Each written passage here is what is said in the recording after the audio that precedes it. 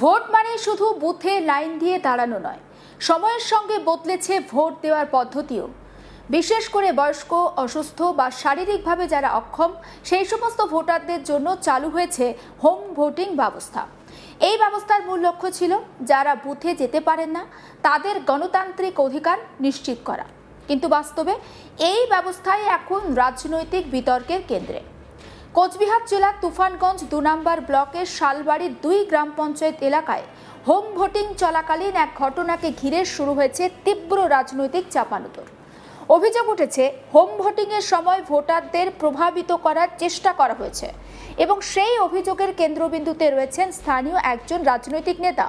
আর ঘটনাটি সামনে আসতেই প্রশ্ন উঠেছে, হোম ভোটিং কি সত্যি নিরপেক্ষভাবে পরিচালিত হচ্ছে নাকি এই ব্যবস্থার সুযোগ নিয়ে রাজনৈতিক প্রভাব বিস্তার করা হচ্ছে?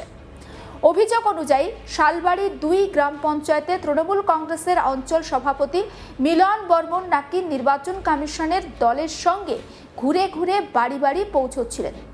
দাবি করা হচ্ছে তিনি ভোটারদের প্রভাবিত করার চেষ্টা করছিলেন। ঘটনাটি ঘটে সংশ্লিষ্ট বিধানসভার ১৩৭ নম্বর বুথ এলাকায়। অভিযোগ, কেন্দ্রীয় বাহিনীর উপস্থিতিতেই তাকে ঘিরে বিক্ষোভ দেখায় বিজেপি কর্মীরা। পরিস্থিতি উত্তপ্ত হয়ে উঠলে তিনি এলাকা ছেড়ে চলে যান। বিজেপির পক্ষ থেকে আরও গুরুতর অভিযোগ তোলা হয়েছে। তাদের দাবি, মিলন বর্মন ওই বুথের ভোটার নন, এমনকি তিনি পোলিং এজেন্টও নন। তাহলে কিভাবে তিনি নির্বাচন কমিশনের দলের সঙ্গে উপস্থিত ছিলেন? আর সেই প্রশ্ন থেকেই শুরু হয়েছে বিতর্ক। বিজেপি নেতৃত্ব জানিয়েছে, এই ঘটনা জানার পরে নির্বাচন কমিশনের ওয়েবসাইটে আনুষ্ঠানিকভাবে অভিযোগ জানিয়েছে তারা। পাশাপাশি কেন্দ্রীয় বাহিনীর সামনে প্রতিবাদও জানানো হয়। এই ঘটনাকে তারা ভোট প্রভাবিত করার চেষ্টা হিসাবে দেখছে। একবার শোনাবো প্রভাত বর্মন বিজেপির মণ্ডল সভাপতির বক্তব্য। আপনারা জানেন, নির্বাচন কমিশনারের মাধ্যমে নির্দেশ অনুসারে গতকাল থেকে বয়স্ক ভোটারদের ভোট গ্রহণ চলছে।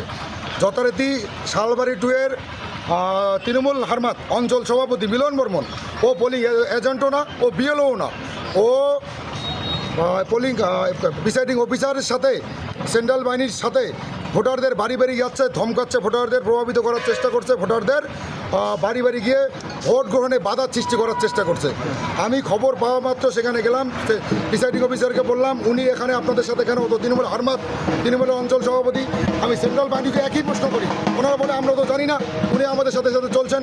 তারপর আমি প্রতিবাদ করি, আমাদের সাথে সাধারণ মানুষ আমাদের সাথে প্রতিবাদ করে যে তৃণমূলের হারমাত হয়ে একজন অঞ্চল সভাপতি হয়ে উনি বাড়ি বাড়ি কেন এই নির্বাচন বিধি চলছে সেখানে কিভাবে উনি একজন অঞ্চল সভাপতি সারা অঞ্চলের সব এলাকায়, নিজের বুঝেও না অন্যান্য এলাকায় কিভাবে মানুষদের ধমকাচ্ছে, চমকাচ্ছে, ভোটদানে বাধা সৃষ্টি করছে, প্রভাবিত করার চেষ্টা করছে। এর জন্য আমরা নির্বাচন কমিশনের ওয়েবসাইটে আমরা কমপ্লেন করি, সোশ্যাল মিডিয়াও আমরা পোস্ট করি। আমরা এর যথাযথ ব্যবস্থা প্রশাসনিকভাবে নিয়োগ, নির্বাচন কমিশন এবং পুলিশ প্রশাসন আমরা জোরালো দাবি করছি। কারণ এখনও যদি তৃণমূল হারমাতে এভাবে সাধারণ মানুষকে ধমকায়, চমকায়, ভোটদানে বাধা সৃষ্টি করে, ভোটদানে প্রভাবিত করে, তাহলে আগামী দিনে নির্বাচন, মানুষের মৌলিক অধিকার আবারও বিগত যে 15 বছর তৃণমূল ধ্বংস করেছে, আবারও একই পরিবেশ বা একই পরিস্থিতি আমাদের পশ্চিমবঙ্গের মানুষের হবে, মৌলিক অধিকার হরণ হবে, তৃণমূলের সন্ত্রাসের বাতাবরণ থাকবে। আগামী দিনে মানুষ আতঙ্কের পরিবেশ নিয়ে আগামী পশ্চিমবঙ্গ আর সুস্থ হবে না। কাজেই এবারে যদি নির্বাচন কমিশন যে পদক্ষেপ নিয়েছে, আমরা আশা করি নির্বাচন কমিশন এবং পুলিশ প্রশাসন যথাযথ ব্যবস্থা গ্রহণ করুক এবং আমরা অনুরোধ করছি। মিলন বর্মন, তৃণমূলের হারমাত, তৃণমূল শালবাড়ি 2 অঞ্চল তৃণমূল কংগ্রেস সভাপতি। ওনার বাড়ি বজ্রপুর 145 নং বুথ।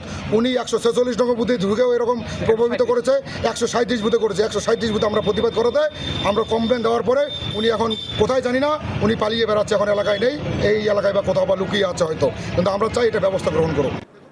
অন্যদিকে অভিযুক্ত তৃণমূল নেতা মিলন বর্মন সম্পূর্ণ ভিন্ন দাবি করেছেন। তার বক্তব্য অনুযায়ী তিনি কোনোভাবেই হোম ভোটিং প্রক্রিয়ার সঙ্গে যুক্ত ছিলেন না। তিনি ব্যক্তিগত কাজে ওই রাস্তা দিয়ে যাচ্ছিলেন, কিন্তু রাস্তায় নির্বাচন কমিশনের গাড়ি থাকায় তিনি আর এগোতে পারেননি এবং সে কারণে গাড়ি দাঁড় করাতে তিনি বাধ্য হন। তিনি আরও দাবি করেছেন, এই পরিস্থিতির সুযোগ নিয়ে বিজেপির কর্মীরা তার উপর চড়াও হন এবং ঘটনাটিকে রাজনৈতিক রং দেওয়ার চেষ্টা করেন। মিলন বর্মনের বক্তব্য, পুরো ঘটনাটি মিথ্যাভাবে তুলে ধরা হচ্ছে। আমি কোনো ভোটারকে প্রভাবিতই করিনি। প্রয়োজন হলে আইনি পদক্ষেপও নেওয়া হবে। শোনাবো তৃণমূলের অঞ্চল সভাপতি মিলন বর্মনের বক্তব্য। অভিযোগটা পুরোটাই মিথ্যা।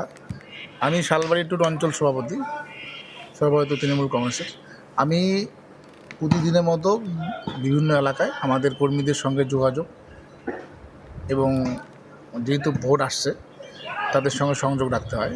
আজকে আমি আমার ব্যক্তিগত কাজে আমি যাচ্ছি, যে রাস্তা দিয়ে যাচ্ছি সেই রাস্তার উপরে পাশের বাড়িতে হোম ভোটিং হচ্ছে। তো আমার জানা ছিল না, সেই রাস্তায় গিয়ে দেখলাম যে ওখানে আধিকারিকরা যারা ভোট নিতে আসছে তাদের গাড়ি এবং আমার গাড়িটা, আমি যাব সেই চাপা রাস্তা ছিল, গাড়িটা ঘোরানো বা সেটাকে পার করে যাওয়ার মতো উপায় ছিল না। আমি দাঁড়িয়ে পড়ি এবং সেখানে বিজেপির হারমাত মণ্ডল সভাপতি প্রভাত বর্মন এবং সমস্ত বিষয়টি নিয়ে আমার কলিগ মানসুর হাবিবুল্লাহ তার রিপোর্টে কি রেখেছে আসুন দেখায়। কোচবিহারের তুফানগঞ্জে হোম ভোটিংয়ের সময় কিন্তু বিতর্ক হলো। কোচবিহারের তুফানগঞ্জে হোম ভোটিং চলছিল, বয়স্ক ভোটারদের হোম ভোটিংয়ের কাজ চলছিল। ইলেকশন কমিশনের কর্মীরা তারা হোম ভোটিং নেওয়ার জন্য বাড়ি বাড়ি ঘুরছিলেন, তাদের সঙ্গে ছিল কেন্দ্রীয় নিরাপত্তা রক্ষীরা। কিন্তু বিতর্ক তখনই পৌঁছায় যখন বিজেপির পক্ষ থেকে অভিযোগ তোলা হয় যে ইলেকশন কমিশনের যে টিম রয়েছে সেই টিমের সঙ্গে রয়েছে তৃণমূলের স্থানীয় অঞ্চল সভাপতি। সুবর্ণগঞ্জ বিধানসভার শালমারা 2 অঞ্চলে এই ঘটনাটি ঘটে। সুবর্ণগঞ্জ বিধানসভার 137 নম্বর বুথে এই ঘটনাটি ঘটছিল। যখন নির্বাচন কমিশনের দল হোম ভোটিং নেওয়ার জন্য বয়স্ক মানুষের বাড়িতে যান, তখন বিজেপি নেতৃত্ব অভিযোগ করেন স্থানীয় তৃণমূল কংগ্রেসের যে অঞ্চল সভাপতি মিলন বর্মন তিনিও সেই টিমের সঙ্গে রয়েছেন। এই ঘটনায় তারা ইলেকশন কমিশনে অভিযোগ জানায় এবং ইলেকশন কমিশন অভিযোগ জানানোর পর ঘটনাস্থলে তারা হাজির হয় এবং নির্বাচন কেন্দ্রীয় নিরাপত্তা রক্ষীদের সামনে তাই কেন প্রশ্ন তোলেন কেন থাকবেন ওই তৃণমূলের নেতা। তাদের দাবি 137 নম্বর ভোটারে বুথের ওই তৃণমূল নেতা ভোটারও নয়, তিনি না ওই এলাকার ভোটার না নির্বাচনের কাজে জড়িত রয়েছেন। যেহেতু তিনি নির্বাচনের কাজে কোনো জড়িত নন এবং ভোটারও নন এবং একটি রাজনৈতিক দলের পদে রয়েছেন, তার মানে তিনি ভোটারদের প্রভাবিত করছেন। বিজেপির তোলা এই অভিযোগ কিন্তু অস্বীকার করছেন তৃণমূল কংগ্রেসের এই নেতা। তিনি দাঁড়িয়েছেন, তিনি তৃণমূলের অঞ্চল সভাপতি হওয়ার কারণে কর্মীদের সঙ্গে তাকে কিন্তু যোগাযোগ রাখতে হয়।